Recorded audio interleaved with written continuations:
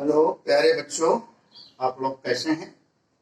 आज पाठ वही है, पुष्पी पौधों में लैंगिक जनन, दिनांक 11 जून 21। आप लोगों के बहुत सारे प्रश्न आए।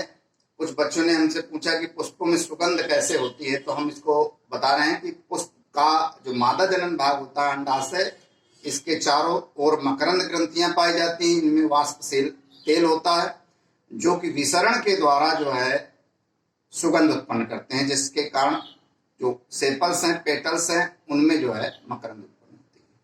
तो मकरंद पुष्प के किस भाग पे होती है? अंडाशय के चारों ओर। ठीक है, क्लियर हो गया।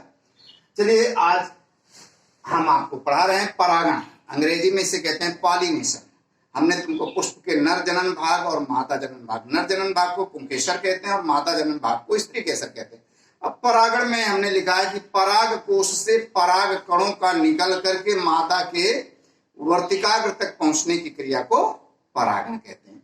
यहाँ पर पुष्प में देख रहे हैं कि पुष्प का नर भाग जो है पराग कण जो कहाँ बन रहे हैं? पराग कोश में बन रहे हैं। यहां से निकल करके केवल मादा के वर्तिकाग्र तक पहुंचना है। ध्यान रखो कि पराग कोश से निकल करके मादा के वर्तिकाग्र तक पहुंचने की क्रिया ये कहलाती है परागण। अब परागण के प्रकार, तो परागण जो होता है वो दो प्रकार से होता है, जैसा कि स्वपरागण सेल्फ पॉलिनेशन और परपरागण यानी क्रॉस पॉलिनेशन। आज हम चर्चा करेंगे इसमें स्वपरागण की। स्व माने सेल्फ, सेल्फ माने वही पुष्प जो है, पौधा वही है। देखिए यहाँ पर हम दो पौधे हैं, अभी आपको क्लियर कर दें। स्वपरागण में बात कही गई कि इस प्रकार के परागण में एक ही पुष्प के परागकण, पुष्प एक ही है, उसी पुष्प के मादा के वर्तिकाग्र पर पहुंचते हैं, तो स्वपरागण। अब यहां पर कंडीशन दो है। कंडीशन तो है कि एक लिंगी पुष्प होते हैं, द्विलिंगी पुष्प होते हैं। आपने अपने घर में एक लौकी का पेड़ लगाया तो उसमें बहुत सारे नर पुष्प खिलते हैं, बहुत सारे मादा पुष्प खिलते हैं, लेकिन जड़ ध्यान रखो कि इसकी एक ही है। तो इसी तरह से तरोई है, जितने भी सब्जी वाले कुकुरबिटेसी के फैमिली के, उनमें एक लिंगी पुष्प होते हैं।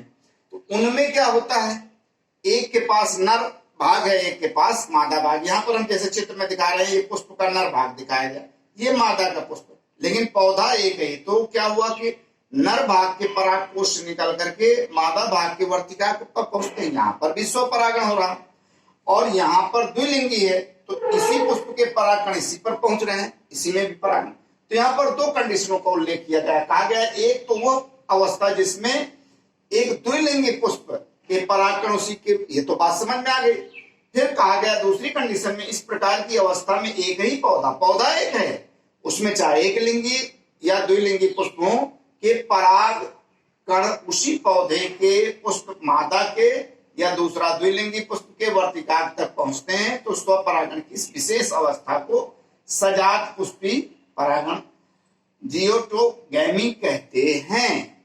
यहां पर देखिए, स्पष्ट हो जाइए कि अगर पौधा द्विलिंगी है तो उसी पुष्प के परागकण उसी में पहुंच जाते हैं, तो स्वपरागण हो जाता है। पौधा एक होना चाहिए। यहाँ पर अगर दूसरा द्विलिंगी होता और इसके परागकण उसमें पहुंचते तो भी स्वपरागण होता, पौधा चेंज नहीं होना चाहिए। यहाँ पर स्पष्ट कहा गया। इस प्रकार ये स्पष्ट हो जाता है कि स्वपरागण की क्रिया दोनों ही प्रकार के पुष्पों, चाहे द्विलिंगी हो या एक लिंगी, में पाई जाती है, जबकि दोनों प्रकार के पुष्प एक ही पौधे से निकलते हैं। इस परागण का मुख्य लक्षण यह है कि इसमें बीज उत्पन्न करने के लिए एक ही पौधा काम आता है। मुख्य चीज ये यहां समझने की बात है। कहीं पर आपको भ्रम है तो ये लाए, पौधा एक ही है, द्विलिंगी है तो, एक लिंगी है तो पुष्प उसी में खिलेंगे। जैसे हम स्पष्ट कर दें कि तरोई है, तरोई एक पेड़ आपने अपने घर में लगाए और पुष्प दो अलग अलग हैं, तो अब ये नर पुष्प है और ये मादा पुष्प है। अब इसके परागकण इसमें चले जाते हैं तो स्वपरागण है, एक ही पौधा। लेकिन अगर आपके घर में दूसरा पौधा है और इसके परागकण दूसरे पौधे में चले जाते हैं तो वहां पर परपरागण हो जाता है। क्लियर हो जाइए। ठीक है बच्चों, आज का इतना ही, तो नहीं समझिए।